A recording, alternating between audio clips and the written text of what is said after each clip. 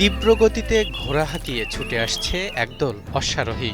সকলের হাতে লাঠি আর মুখে বাঁশি। দেখে মনে হতে পারে শত্রু শিবিরে হানা দিতে সবাই বীরবিক্রমে লড়াই করতে চলেছে।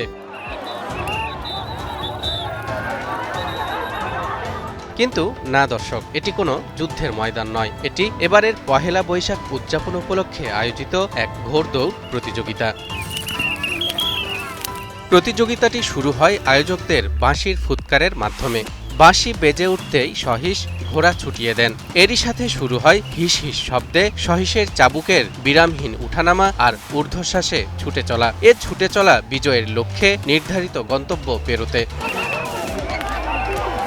পহেলা বৈশাখের পরন্ত বিকেলে টানটান উত্তেজনায় ভরা এমন ঘোড়দৌড় প্রতিযোগিতা উপভোগ করতে উপস্থিত হন হাজারো মানুষ। ভিন্নধর্মী এমন আয়োজনে পুরুষদের পাশাপাশি নারী ও শিশুদের উপস্থিতিও ছিল চোখে পড়ার মতো। এমনকি কোনো কোনো উৎসাহী ব্যক্তিকে তালগাছের মাথায় উঠে খেলা উপভোগ করতেও দেখা গেছে। আমরা খুব আনন্দিত, আমাদের এলাকাবাসী আনন্দ, অনেক দূর দূর থেকে এই ঘোড়াদৌড় দেখতে এসেছে মানুষ, এতে আমরা খুব আনন্দিত। অত্যন্ত আনন্দের সাথে আমরা উপভোগ করতেছি ঘোড়াদৌড় প্রতিযোগিতা।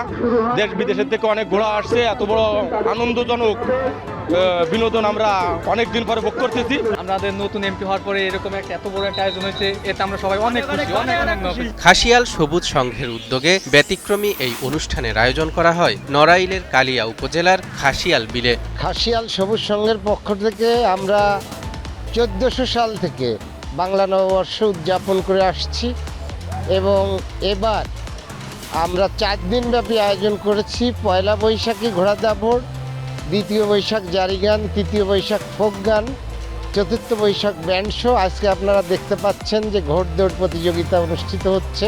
আয়োজকরা জানান, প্রায় 3 দশক আগে এখানে ঘোড়দৌড়ের এ আয়োজন শুরু হলেও বিগত 17 বছর তা বন্ধ ছিল। এরপর নবনির্বাচিত সংসদ সদস্য বিশ্বাস জাহাঙ্গীর আলমের পৃষ্ঠপোষকতায় আবারও মাঠে গড়িয়েছে এ অঞ্চলের মানুষের প্রাণের এই আয়োজন।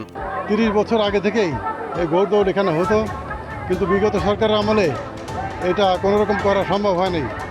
শুধু আমরা করতে পারিনি তা না, বিগত সরকারের কোনো লোকজন এই ধরনের উৎসবমুখর পরিবেশে কোনো ঘোড়দৌড় এখানে হয় নাই।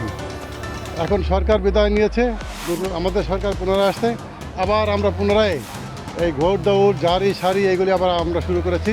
জানা যায়, প্রতিযোগিতায় নড়াইল ও এর আশপাশের বিভিন্ন জেলা থেকে মোট 52টি ঘোড়া অংশ নেয়। এর মধ্যে প্রথম স্থান অধিকার করে নড়াইলের শালনগর ইউনিয়নের সেলিম কাজীর ঘোড়া রাজ।